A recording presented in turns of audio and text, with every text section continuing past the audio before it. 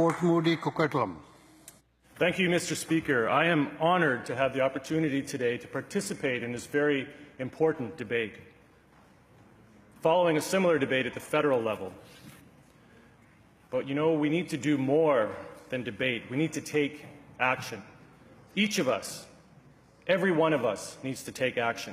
Every individual, every corporation, every level of government, every country in the world needs to take action now. We can no longer afford to wait. We can no longer say that our impact is so small that it wouldn't make a difference. By working together, we can make a difference. Our global temperature is already 1 degree higher than pre-industrial levels. Already we're seeing devastating hurricanes, record droughts, massive forest fires, producing choking smoke lasting for months in the summer, destruction of our ecosystems, loss of our iconic salmon runs. It is critically important that we find a way to limit the global temperature increase to less than 1.5 degrees Celsius. Otherwise, things will get much worse. And to do this, we need to limit how much carbon we're putting into the atmosphere.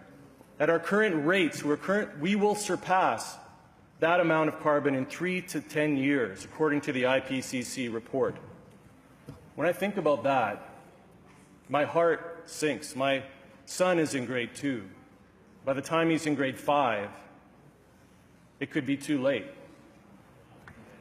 And I wonder what kind of world my kids are going to grow up in.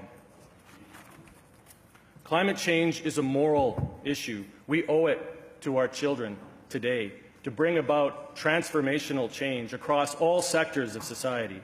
We need to make it as easy as possible for each of us, every one of us, to be part of the solution. We need to work with other levels of government, municipal, federal, international, and with the private sector to incentivize changes to the way we do things, to embrace innovative solutions for clean energy and a sustainable economy. We already have incredible companies here in BC like General Fusion. They're leading the development of clean fusion energy in the world, and companies like Carbon Engineering that have developed technology to pull carbon out of the atmosphere for a low cost. In BC, we can be climate leaders. People can look to us as an example of how things should be done. Just last week, I was at the Cascadia Innovation Conference, and I heard from Governor Inslee from Washington, saying how inspired he was by BC for our climate leadership. He talked about how we're one of the few jurisdictions with a carbon tax, and yet we're the fastest growing economy in Canada, proving that climate action and economic growth are not opposing forces. In fact, a clean, green, sustainable economy is the economy of the future.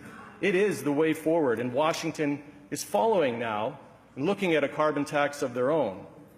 As the governor said when he spoke in this House just less than a year ago, we must be victorious in the fight against climate change, because without victory there is no survival. There is no plan B. This is one of the greatest challenges of our time, and we can rise to that challenge. We can work together for our children, for our future. I know the problem before us is daunting, but there is hope. We can lead the way. BC can lead the way forward, and that is exactly what we will do. Thank you, Mr. Speaker.